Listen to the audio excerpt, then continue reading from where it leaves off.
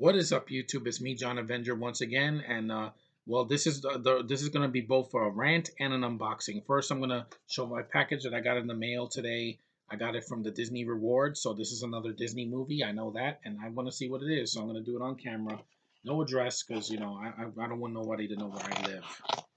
Never show your address on Facebook, YouTube, or anywhere else unless it's like a job or something, because even then you have to keep your private life private.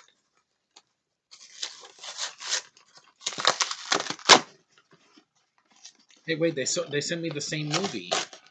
It's another copy of Cars 2, but I already have this, so oh well. They sent me the same thing. Oh well, that was a waste.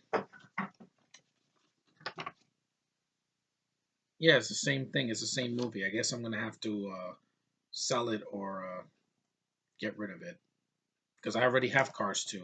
I don't need two copies of it. But oh well. Now that I got that out of the way, let's do a rant of the worst of the Superman films, the worst movie in the one of the worst superhero films ever made, one of the cheapest looking pieces of garbage I've ever seen in my life, and that is Superman 4: The Quest for Peace. First of all, why was this movie made 4 years after the third one? I mean, they had plenty of time to do a good movie. It was just a waste of time. It was one of the worst films, that they could have made. First of all, Warner Brothers relinquished some of the rights to Superman to freaking Canon. Canon was a company that used to make films back in the 80s and the 90s, and I believe they ended like in the mid 90s, and they're coming back, but under a new pseudo name. And they make cheap action films and such, and horror films that were some of them were entertaining, but they did not do Superman right. The budget was cut.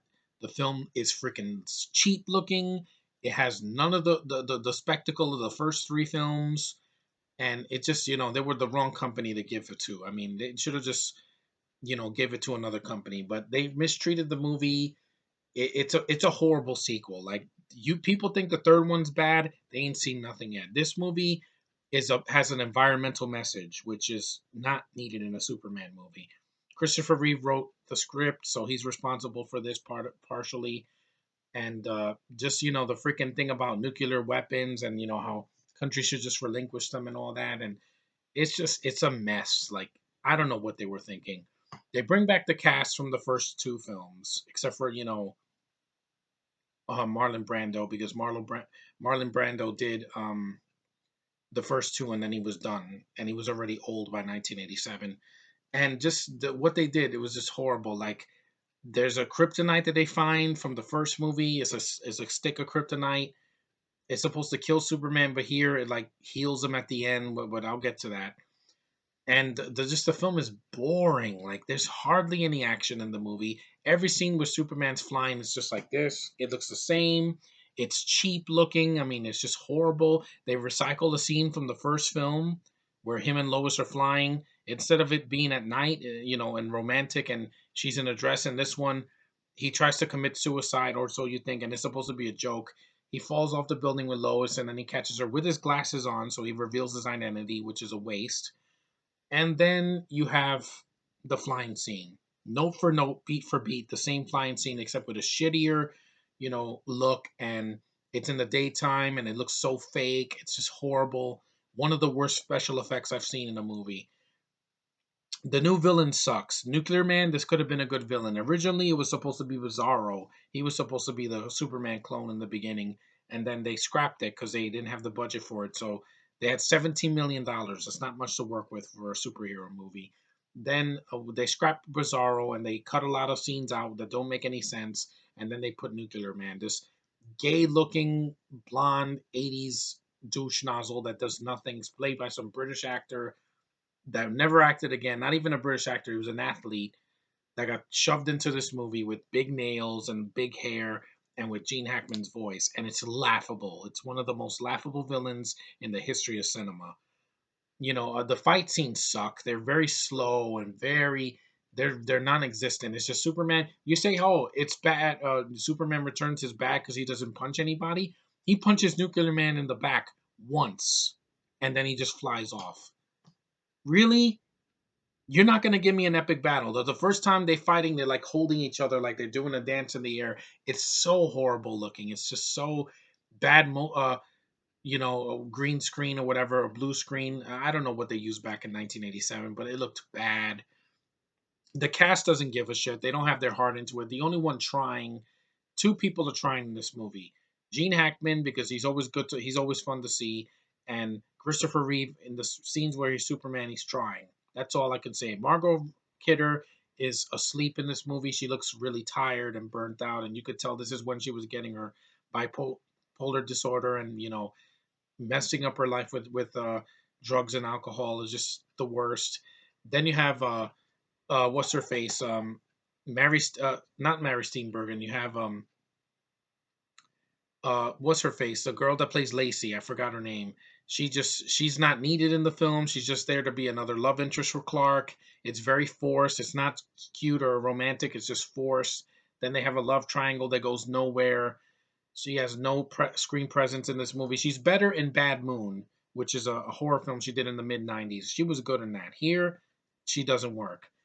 Mr. Warfield doesn't work. He's not needed. He's just some freaking tycoon that has that's a rich douchebag. I've seen that already done several times. You don't need him in the movie. I'm like, why were they put more characters in this movie? There were way too many characters. You have John Cryer, who I like as an actor, but here he's just an annoying '80s punk kid with headphones and going, oh yeah, oh no, he talks like that. Why? Why was he talking like that? I don't know, and I don't care. It's just horrible. Anyway, the movie goes on. It has no action. It's lifeless. It's boring. Nothing happens in the movie that you've never seen before. It's a Superman has a speech in the UN that's just painful. I'm going to get rid of all nuclear weapons. Really? All the countries in the world are going to give you their nuclear weapons to throw into the sun. Yeah, that's a bad idea from the start. It doesn't make any sense. The film is long and bloated, and even though it's like an hour and something minutes, it feels like 2 hours. The 40 minutes were cut from this movie. So it would have been 2 hours and 10 minutes of an environmental message with some lame ass villain, hardly any action, and just nothing going on. The story doesn't work. The direction doesn't work because the director, this was not Richard Lester's fault. It wasn't Richard Donner's fault. It was some other guy that didn't know what he was doing. And you can tell. You can tell there's a lot of scenes that that don't match up. Like the scene in the school with the kid, it transitions from that to a giant statue of Superman like this. And it doesn't work. I'm like, wait a minute. This is a weird transition. It doesn't make any sense. They steal Superman's hair from a museum and it's holding 1,000 pounds and then it falls. I'm like, wow, this movie has no consistency whatsoever. And then you have these three forgettable villains that are with Lex Luthor, a fat guy from Star Wars and some Russian guy and some other guy with a mustache. I'm like, yeah, these guys are completely forgettable. The scene where Lex Luthor is like, you're fired. I'm like, that's one of the only scenes that Gene Hackman is trying, that he's giving some performance because no one else in the movie gives a shit. And it's kind of funny because Nuclear Man burns a dollar bill and then they run away like a bunch of pussies. I'm like, yeah. And I'm like, I like seeing Gene Hackman over the top. He's fun to watch when he's over the top. But the villain sucks, Nuclear Man. The fight scene on the moon is one of the most boring, slow, tedious fight scenes I've ever seen in my life. There's like a black background, so it doesn't even look like the moon. It's slow and this is slow mo that would make Zack Snyder put his head down in shame. It really would. The scene where he takes Lacey into space, which makes no freaking sense because Lacey's not a superhero. Her head would explode as soon as she got out of Earth's atmosphere. Lois has nothing to do in this movie. It's just the same copy and paste things that she did in the first two films. Jimmy Olsen, he's trying, but he's not in the film that much, and he just has nothing to do. He just takes pictures. That's all Mark McClure is there for. Take pictures, say a few lines, and get off camera.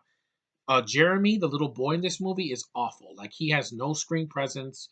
I wish Superman would say yes. I'm like, oh god, this kid. Yeah. He never acted in another movie, and it's a good thing for it because he is just horrendous in the movie. He's forgettable. He's not likable. He's just there. And it's not the kid's fault, it's the director. He should have picked somebody else. But this movie was doomed from the start as soon as it was greenlit because the script didn't work. It's just horrible looking. The cheap effects and the cheap flying scenes and them throwing the Statue of Liberty into the city. I'm like, yeah. In Ghostbusters 2, they use the Statue of Liberty a lot better. Here, it doesn't work.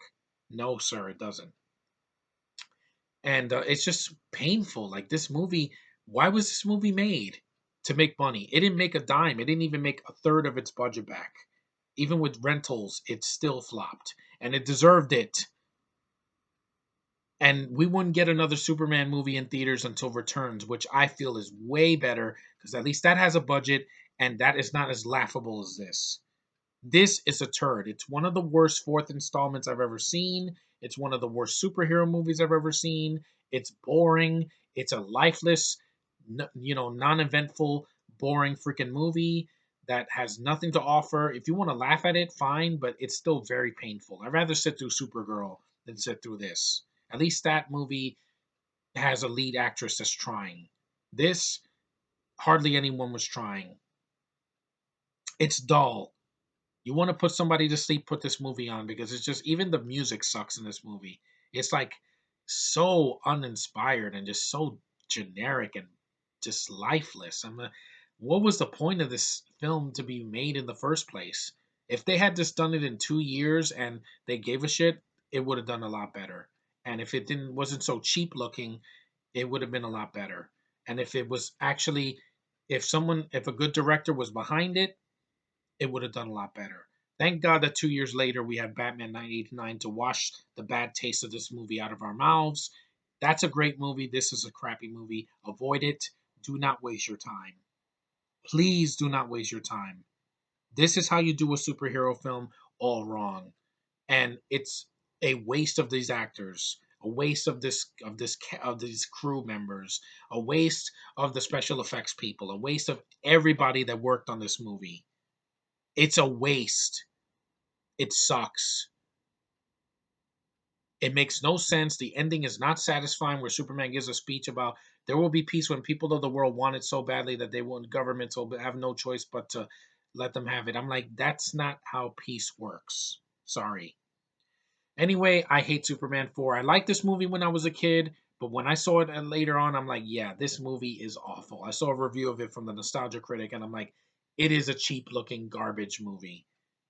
And I never want to see it again. It's painful. Don't watch it. Just don't. And that's all I can say. I don't like Superman 4. It's a bad sequel. It's one of the worst sequels ever made. It's a movie that is forgotten and for a reason. It gets a 3 point something on IMDb for a reason. At least 3 got like a 4 point something. Returns gets a much higher rating than this and it deserves it because it's better looking than this garbage. Man of Steel, I don't care for it, but at least it's not as cheap looking. I could say that at least it's not cheap looking. BVS, at least it has a budget. At least it has good actors like Ben Affleck. At least it has something. And even though the villain was rushed, it had something.